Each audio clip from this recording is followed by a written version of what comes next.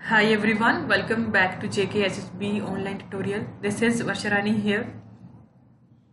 Pronounce की बात कर रहे हैं हम। तो इसके पहले हमने कुछ रूल्स देखे प्रोनाउंस के बारे में कि अगर एक ही जैसे पर्सनल प्रोनाउन की बात है ना, तो अगर फर्स्ट पर्सन भी, सेकंड पर्सन भी और थर्ड पर्सन भी सारे अगर एक ही सेंटेंस में आ जाए एज अ सब्जेक्ट, तो उस वक्त कौन से पर्सन वाले प्रोनाउन को ज़्यादा प्रेफरेंस मिलना चाहिए।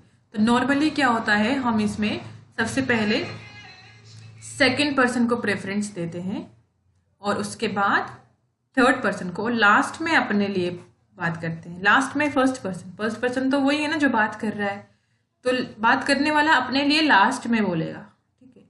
और अगर कुछ नेगेटिव सेंस में कोई सेंटेंस है तो जो बात करने वाला है वो पहले अपने पे जिम्मेवारी लेगा, पहले अपना बोलेगा, फिर जो सामने होगा उसके यानी सेकंड पर्सन, और फिर थर्ड पर्सन जो सामने नहीं है उसका नाम लास्ट में लेंगे। तो ये कुछ मैनर्स के हिसाब से होता है।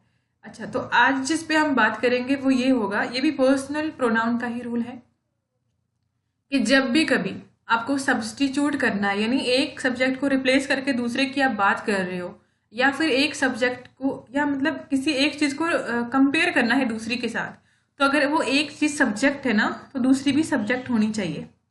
अगर एक प्रोनाउन सब्जेक्टिव केस में है, जैसे ही शी इट के केस में है ना, ही शी इट दे, अगर वो सब्जेक्ट के केस में है तो जो जिसके साथ आप कंपेयर करोगे वो भी इसी केस में होना चाहिए।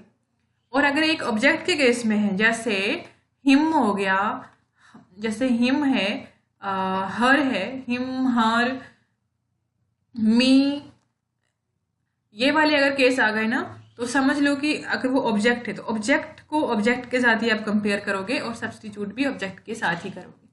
तो इसी के ऊपर आज की प्रैक्टिस पूरी हमने बनाई है।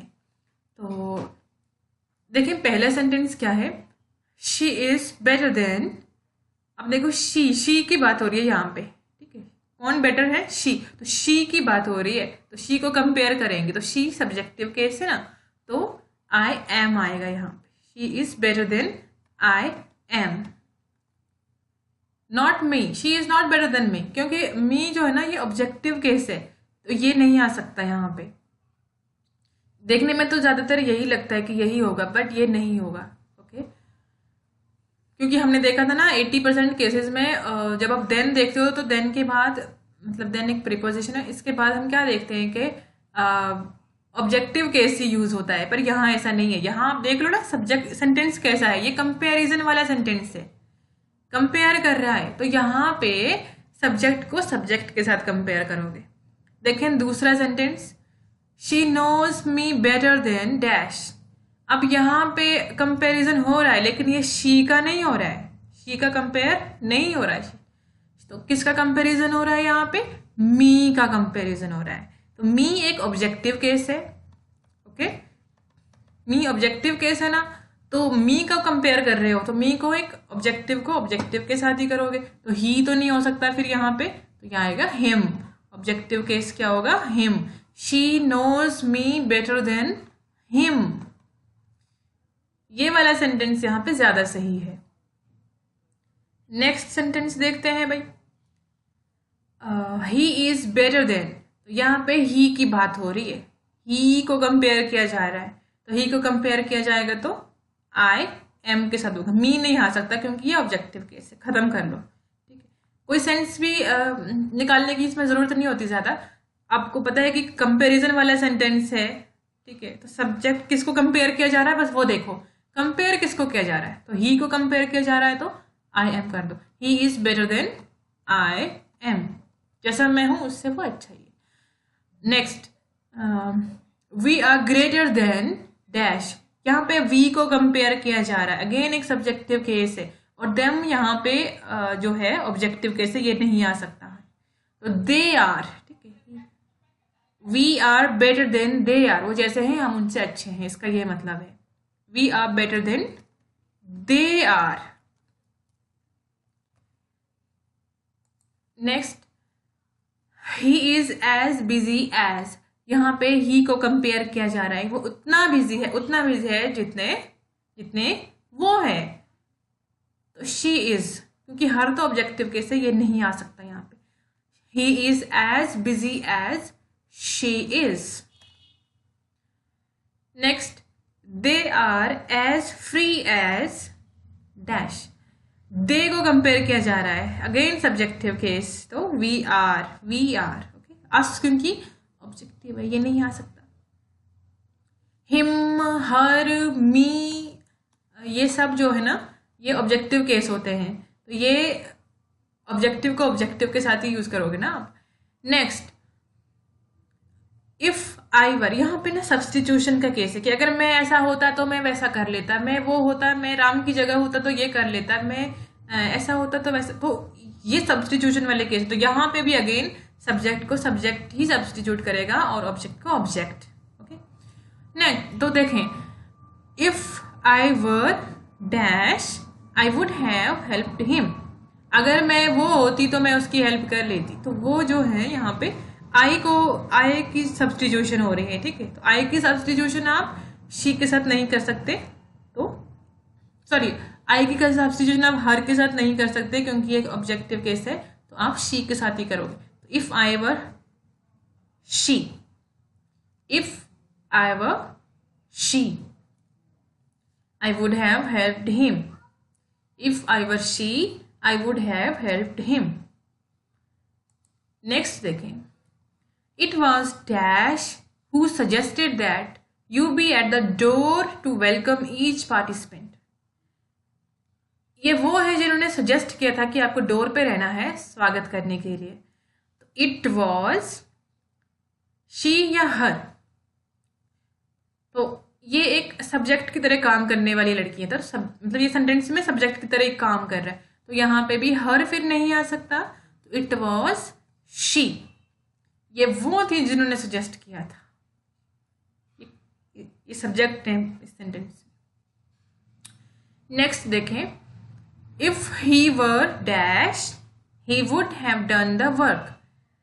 इफ ही वर, अब ही को सब्सटीट्यूट कर रहे हैं, ही सब्जेक्टिव केस है, तो मी नहीं आ सकता यहाँ पे, तो I. If he were I he would have done the work. अगर वो मैं होता तो उसने काम कर लिया होता। Next, how I wish it had been dash whom you had chosen and not she। मैं चाहती थी कि आप जिसको चूज करो वो ना हो, वो मैं हूं, ठीक है। तो यहाँ पे उसने लिखा शी, इसका सब्सटीट्यूशन चाहिए हमें, तो मी तो नहीं आ सकता ना क्योंकि ये सब्जेक्टिव केस है और ये तो ऑब्जेक्टिव है, तो दूसरा आ गया आई, तो इसका आंसर आएगा how I wish it had been I, whom you had chosen and not she। मैं चाहती थी कि ये मैं होती, इट हैड बीन आई, ठीक है। तो अभी तक आपको ये क्लियर हो गया होगा कि कंपेयर करो चाहे सब्सटीट्यूट करो, आपको सब्जेक्ट को सब्जेक्ट के साथ ही कंपेयर करना है और ऑब्जेक्ट को ऑब्जेक्ट के साथ ही कंपेयर करना है। तो आगे के जो रूल्स हैं, जैसे कि डिस्ट्रीब्यूटिव प्रोनाउंस होंगे, रिफ्लेक्सिव, डेमॉन्स्ट्रेटिव, रिलेटिव प्रोनाउन बहुत इंपॉर्टेंट है, तो इनके बारे में हम आगे वाले वीडियोस में बात कर लेंगे। तो आज हम हमेशा की तरह वीडियो के लास्ट में होमोफोन्स देखेंगे। होमोफोन्स में देखें, दो टर्म्स है हमारे पास, एक ये एक्सीड और एक ये वाला एक्सीड, दो एक्सीड है हमारे पास। तो एक है EXCEED, एक्सीड। इस एक्सीड का मतलब होता है सरपास कर लेना, किसी से ज्यादा हो जाना, ठीक है, किसी से ज्यादा हो जाना, किसी चीज की क्वांटिटी थी पहले उससे ज्यादा हो जाना। और दूसरी तरफ ACCED, एक्सीड, इसका मतलब है एक्सेप्ट कर देना। जैसे मैं सेंटेंस बनाती हूँ, the principal had to accede the request of students. Next देखें, एसेंट है, एसेंट, ASSENT, एसेंट, और दूसरा है ASCENT, एसेंट। तो ASSENT, एसेंट का मतलब होता है मान जाना, एग्री करना। The parents gave their assent to him for studying abroad. Assent मतलब रजामंदी दे देना अपनी, ठीक है।